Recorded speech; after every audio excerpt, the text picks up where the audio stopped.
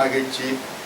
நேற்றைய தினம் ஒரு நாள் முன்பு முந்தா நாள் என்னை பேசுவதற்காக அன்பிற்குரிய நண்பர் இறைமதி அவர்கள் அழைத்தார்கள். ஒரே ஒரு நாள் இடைவெளியிலே அழைக்கிறாரே, கொஞ்சம் நேரம் கிடைத்தது என்று சொன்னால் புத்தகங்களை புரட்டி ஆதாரங்களோடு அலசலோடு வந்து பேசலாமே என்கிற ஆதங்கம் மேலிட்டாலும் கூட ஒரு நாள் தான் இருக்கிறது என்று சொல்லுகிற போது பேசுவதற்கு யார் தயாராக இருப்பார்கள் என்று நினைத்து பார்த்த போது நான் வந்திருக்கிறேன். அது எனக்கு பெரிய மகிழ்ச்சியினை ஏற்படுத்தி கொடுத்திருக்கிறேன். நான் இன்று எடுத்துக்கொண்டிருக்கிற தலைப்பு, உடனே தலைப்பு ஒன்று கொடுங்க, அதே போன்லயே கேட்டார். சளைக்காம கொடுத்த தலைப்பு. ஏன்னா தலைப்பை ஒட்டி பேசுறவங்க தானே அதை பத்தி கவலை, நமக்கு என்ன கொடுத்து. கண்ணகி புரட்சி பெண், பெண்ணா அப்படின்னு, ஏன்னா வசதியா எப்படி மாத்திக்கலாங்கிறதுக்காக பெண் அப்படின்னு சொல்லி ஒரு கேள்வி. ஏன் இந்த சிலப்பதிகாரத்தை நாம் எடுத்து கொண்டிருக்கிறோம் என்று சொன்னா அதுக்கு இரண்டு காரணங்கள் உண்டு.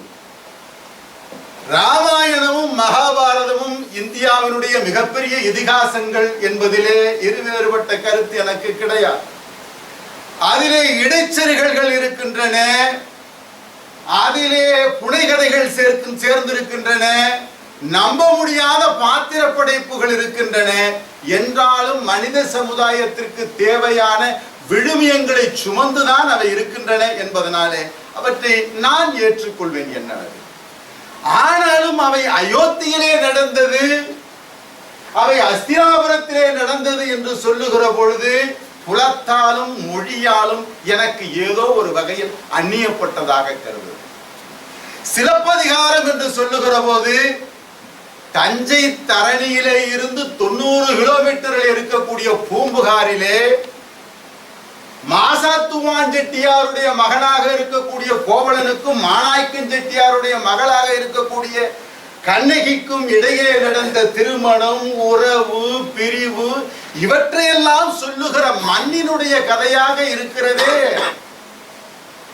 அந்த சிலப்பதிகாரத்திலே கண்ணகியை தன்னுடைய நெஞ்சத்திலே ஏந்தி மாசரு பொண்ணே வளம்புரி முத்தே காசரு விரையே கரும்பே தேனே என்று பாராட்டி மலையிடைப்புறவா மணியே என்கோ, அலையிடைப்புறவா அமிழ்த என்கோ, யாரிடைப்புறவா இசைய என்கோ என்றெல்லாம் கொஞ்சுகிறானே. அந்த தமிழ் கதையினை, தமிழ் மண்ணுக்கு நேரடி தொடர்புள்ள ஒன்றினை நாம் கொடுக்க வேண்டும், பேச வேண்டும். மதுரையிலே இருக்கின்ற முச்சங்கம் வளர்த்த மதுரையிலே உலகமே தெரியாத ஒரு பெண் உலகமே திரும்பி பார்க்கிற அளவிற்கு நீதி கேட்கின்றார். அவன் சொல்கின்றான், யானோ அரசன் பொன்சை கொள்ளன் தன் சொல் கேட்ட யானோ அரசன் யானே கல்வன் தென்புலம் காவல் என் முதல் பிழைத்தது கெடுக என்ன ஆயுள் என்று சொல்லி உயிர் துறக்கிறார். அப்போது உலகமே சொல்கிறது, ஓ தமிழனும் தமிழும் நீதி ஒழுவாதவர்களாக இருந்திருக்கிறார்களே என்று அந்த புகழினை ஏற்படுத்தி கொடுத்த சிலப்பதிகாரத்தை பேச வேண்டும் என்று ஒரு எண்ணம் எனக்கு. கடைசியாக அவள் வந்து எங்கு நிற்கிறாள் என்றால் திருச்செங்கோட்டுக்கு பக்கத்திலே வேங்கை மரத்தின் நிழலிலே நிற்கிறாள். அப்போது அங்கு இருக்கக்கூடிய குன்றக்குறவர்கள் எல்லாம் அவருடைய புகழை பற்றி சொல்கின்றார்கள். சேரன் சுங்குட்டுவன் அங்கு வந்து உரைசால் பத்தினியை உயர்ந்தோர் ஏற்றல் என்று சொல்கிறார்களே, அதை போல அவளுடைய புகழினை உலகுக்கு கொண்டு வர வேண்டும் என்கிற எண்ணத்திலே அவளுக்கு கோயில் கட்ட முயற்சி செய்கின்றான். தமிழ் சார்ந்த அந்த இடத்தில் இடுக்கி மாவட்டத்திலே இருக்கக்கூடிய வண்ணாத்திப்பாறை அருகாமையில் இருக்கக்கூடிய அந்த அந்த மங்களதேவி கோயில் எழுப்பப்படுகிறது. எழுப்புவதற்கு முன்பாக தன்னை இந்த முயற்சியை இகழ்வாக பேசிய வடநாட்டு மன்னன் அவர்களுடைய கனக விசையரின் முடித்தலை நெறித்து கல்லினை வைத்தான் சேர மகன் இமய வரம்பினில் மீன் கொடி ஏற்றி இசைப்பட வாழ்ந்தான் பாண்டியனே. பெருமையாக பாடுகிறோம் அல்லவா? அந்த தமிழுக்கும் தமிழருக்கும் தொடர்புள்ள சிலப்பதிகார கதை பேசப்பட வேண்டும், அதிகமாக புழக்கத்தில் வர வேண்டும் என்பது காரணம் ஒன்று. இன்னொரு காரணம் இருக்கிறதா என்றால் இருக்கிறது. நம்முடைய அன்பிற்குரிய மரியாதைக்குரிய கைக்கிளை என்ற நூலினை கொடுத்த முத்துகிருஷ்ணன் அவர்கள் விரைவில் வகுப்பு எடுக்க, சிலப்பதிகார வகுப்பு எடுக்க இருக்கிறார். சிலப்பதிகார வகுப்பு அது எல்லாருக்கும் தெரியுமே, அது என்னது கண்ணகி, அது அல்ல. சிலப்பதிகாரத்தில் உயராய்வு சிந்தனைகள் ஆராய்ச்சி நோக்கிலே ஒரு வகுப்பினை தொடர்ந்து எடுப்பதற்கு அவர் முயற்சித்து வருகிறார். நான் தான் அவருடைய தலைமை மாணவன். நானும் அங்கு சென்று அவரிடம் பயில இருக்கிறேன். எனவே அந்த வகையிலே இரண்டாவது காரணமாக வைத்து சிலப்பதிகாரத்தை பற்றி பேசுவதன் மூலமாக அந்த முயற்சிக்கு ஒரு ஊக்குவிப்பாக அமையுமே என்பதற்காக நேற்று அவர் சொன்ன போது சிலப்பதிகாரம் என்று ஒரு தலைப்பினை கொடுத்து முயற்சி செய்திருக்கிறேன். அடுத்ததாக இங்கே அந்த தலைப்பு வந்து புரட்சி அப்படின்னு சொன்னா என்ன? புரட்சினா என்ன?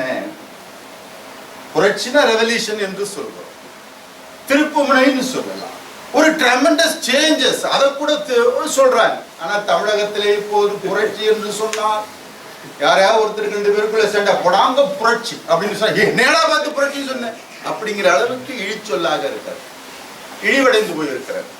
இங்கே நாம் அதை அப்படியே ஒரு ஓரமா வச்சுக்குவோம். நான் இப்போது ஜோன் ஆஃப் ஆர்க் அவர்களை பற்றி பேச போகிறேன்.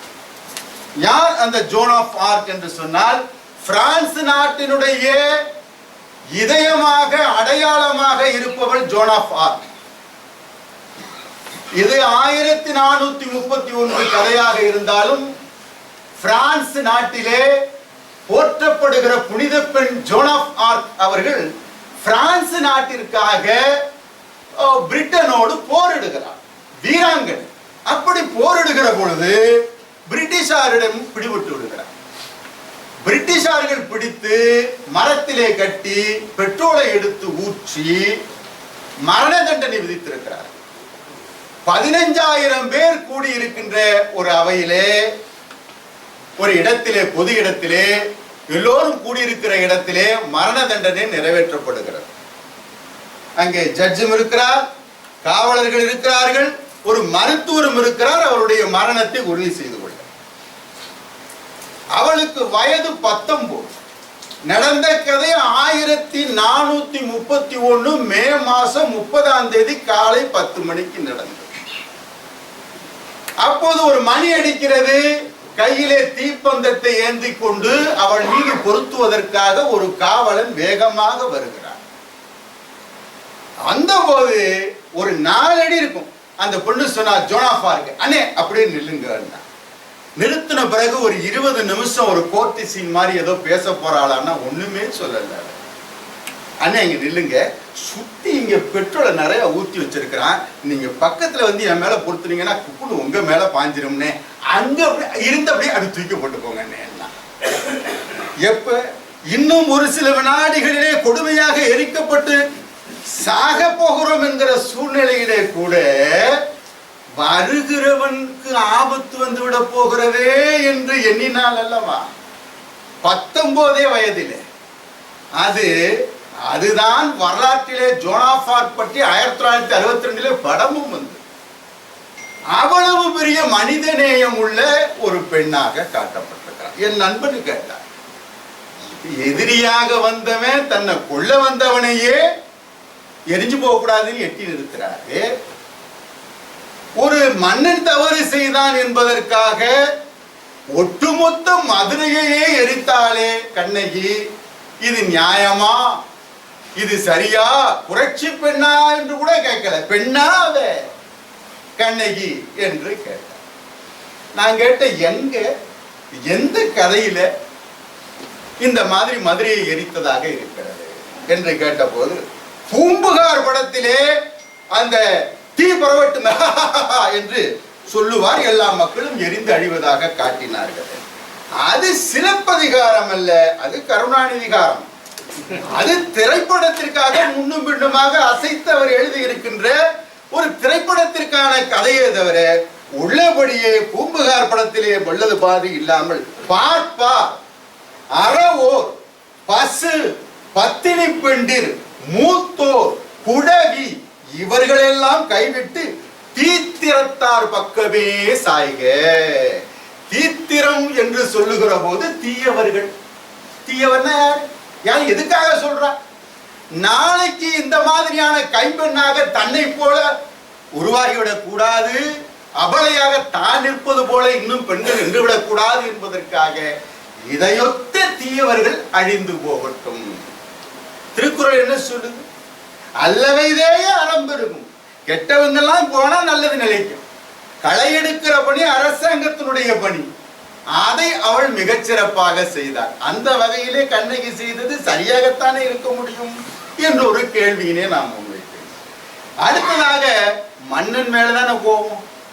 எதுக்காக போய் அதுவும் தன்னுடைய கணவனை அவன் அநியாயமாக கொன்று விட்டான் என்பதற்காக அவள் பழி வாங்கி விட்டால் முடிந்து போய்விட்டது. எதற்கு மதுரை மேலே கோபம் என்று கேட்கும்போது ஒரு அழகா ஆங்கிலத்தில் ஒரு பழமொழி சொல்லுவாங்க, the king is not an individual, he is an institution என்று ஆங்கிலத்திலே சொல்வார். மன்னன் என்று சொல்கிறவன் தனி மனிதன் அல்ல, அவன் ஒரு நிறுவனம் என்று சொல்வார்கள். அந்த வகையிலே அவளுக்கு அந்த மதுரையின் மீது கோபமும் ஆத்திரமும் ஏற்படுவது இயற்கையானது என்பதை பார்க்கிறோம். அதனால வேணும், இப்ப வைரமுத்து எழுதுகின்ற போது புரட்சிகள் ஏதும் செய்யாமல் பெண்ணுக்கு நன்மை விளையாது. கண்ணகி சிலைதான் இங்குண்டு, சீதைக்கு தனியே சிலை ஏது. ஊர்வசி இந்த பாடலில் இந்த எழுதியிருக்கிறது. எனவே அந்த வகையிலே கண்ணகி போற்றப்படுகிறாள் என்று சொல்வதற்கு காரணமே அவளுடைய புரட்சிகரமான அந்த அல்லவை தேய அறம்பெருகும் என்கின்ற அந்த உண்மையை நிலைநாட்டியதுதான். இன்னும் பல இடங்கள் கண்ணகியை பார்க்கிறோம். 13 வருஷம் கோவலனை விட்டு இருக்கிறார். அப்ப அவளுடைய தோழி தேவந்தி வந்து சொல்றா, இப்படி போறானே இந்த காம கடவுள் கரும்பு வில்லோட இருக்கான்ல, அவனுகிட்ட போய் நம்ம சில பரிகாரங்களை செஞ்சு சாமியை கும்பிட்டோம்னா அப்படி டேன் ஆகி வந்துருவான் வீட்டுக்கு. ஒரே வார்த்தை சொல்றா, ஒரு பெண்ணு 10ஆம் வசதியா இருக்காளான்னா அப்படியும் இல்லை, இது பீடன்று, பீடு நடைன்னு சொல்லுவாங்க, இது பீடன்று, இது சிறப்பு இல்லை, அவ்வளவுதான். அப்படின்னா ஏதோ ஒரு சுயமரியாதையோடும் அவள் வாழ்ந்திருக்கிறாள் வளர்ந்திருக்கிறாள் என்பதையும் நாம் பார்க்கிறோம். சில பேர் கேட்கிறாங்க, அவளை ஒரு புரட்சி பெண்ணுன்னு சொல்றோமே, அவள் ஒழுங்கா திட்டி புருஷனை ஒழுங்குபடுத்தி கைக்குள்ள போட்டாளா என்று கேட்கிறார்கள். திட்டி இருக்கிறார். ஒட்டுமொத்தமாக முழு காப்பியத்திலுமே ஒரே ஒரு இடம்தான், போற்றா ஒழுக்கம் புரிந்தி. இது ஒண்ணுதான். இவ்வளவுதான் திட்டுனா இவ்வளவுதான் திட்டணும்.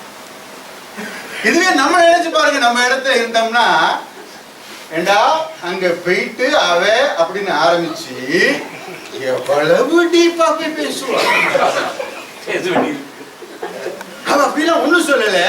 ஏன் இதை சொல்றேன்னா, போற்றா ஒழுக்கம் புரிந்தின்னு சொன்னோடனே அழுவ ஆரம்பிச்சுட்டான். யாருக்கு எந்த டோஸ் கொடுக்கணும்னு இருக்குல்ல, எந்த அளவுன்னு இருக்குல்ல, நமக்கு கூட தேவைப்படும். அவ்வளவுதான். அதுக்கே அவன் கதர்னா வேதனைப்பட்டா. பல பேரு பூம்புகார் கண்ணகின்னு சொன்னோன்னே எல்லாம் கண்ணகி மாதிரி பெண்கள் இருந்துட்டா தேவை. பூம்புகாரி நாயகியாம் புனிதமுள்ள குணவதியாம் கண்ணகி போல் நீ வாழ நினைக்கணும், கணவனுக்கே பெருமைகளை சேர்க்கணும். ஏன் நீ அப்படி சேர்த்தினாதான் நாங்க அப்படி சேர்த்துக்கிட்டு ஜாலியா. மூத்தவனாக இருக்கக்கூடிய சேரன் செங்குட்டுவன் தான் ஆட்சி செய்யணும் அடுத்ததாக. ஆனா அவன் சொல்றான் இளங்கோதான் ஆட்சி செய்வாரு அப்படின்னா, உடனே துறவியாக வெளியேறுகிறான் அப்படின்னு சொல்லும் போது ஏதோ அண்ணன் வரட்டுங்கிறது மட்டும் காரணம் இல்ல, சோதிடத்தை முதலாக பொய்யானது, நம்ப முடியாதது, நம்ப கூடாதது என்பதை உலகத்திற்கு அறிவித்த முதல் பகுத்தறிவாதி என்று கூட நான் இளங்கோவடிகளை சொல்லுவேன். இன்னும் அதை பற்றி சொல்லுகின்ற போது காப்பியம் எப்படி தொடங்குறது, அது இவர் துறவி, எப்படி காப்பியத்தை தொடங்கலாம்? உலகெல்லாம் அளந்து ஓதற்கரியவன், பெரிய புராணத்திற்கு, பெரிய புராணம் அப்படிதான் தொடங்குது. அப்புறம் உலகம் யாவையும் தாமல வாக்களும் நீக்கல் விளைவரத்திலும் என்னப்பட்டது கம்பராமாயணம். ஆனா இவரு அப்படி இல்லை. இவர் துறவியாக இருக்கிறவர் திங்களை போட்டதும் கும்பலதாசனி குளிரன் குடை போன்று வங்கன் உலகலிக்கான் ஞாயிறு போட்டதும் இப்படி இயற்கையை வணங்கி தொடங்குகிறார். ஏன்னு கேட்டா, சாதாரண குடிமகனாக இருப்பவனுக்கும் மன்னனுக்கும் எல்லாருக்குமே இயற்கை எப்படி பொதுவானதாக இருக்கிறதோ சட்டம் எல்லோருக்கும் பொது என்பதை சிலப்பதிகாரத்தின் தொடக்கத்திலே சொல்லிட்டார். இயற்கை என்னை தந்ததெல்லாம் எல்லோருக்கும் சொந்தமடா, எனது உனது என்பதெல்லாம் இடையில் மாறும் பந்தமடா. எவ்வளவு அழகாக சிறப்பாக புரட்சிகரமாக இந்த கதையினை அமைத்திருக்கிறார் என்பதை எல்லாம் பார்க்கின்ற பொழுது இந்த பகுதியை சார்ந்த பெண்கள் பார்த்துட்டு கொங்கச்செல்வி, எங்க கொங்கு நாட்டு செல்வி, கொங்கச்செல்வி, குடமலையாட்டி, தென்றமிழ் பாவை செய்த தவக்கொழுந்து, உலகிற்கு ஒரு மாமணியாய் வந்த திருமாமணி என்றெல்லாம் பாராட்டுகிறார். அப்படி பாராட்டப்பட்ட பெண் உலகெங்கும் பாராட்டப்பட வேண்டும். சமீப காலத்திலே மிகப்பெரிய தொய்வு இருக்கிறது சிலப்பதிகாரத்தை பற்றி பேசுவதிலும் எழுதுவதிலும்.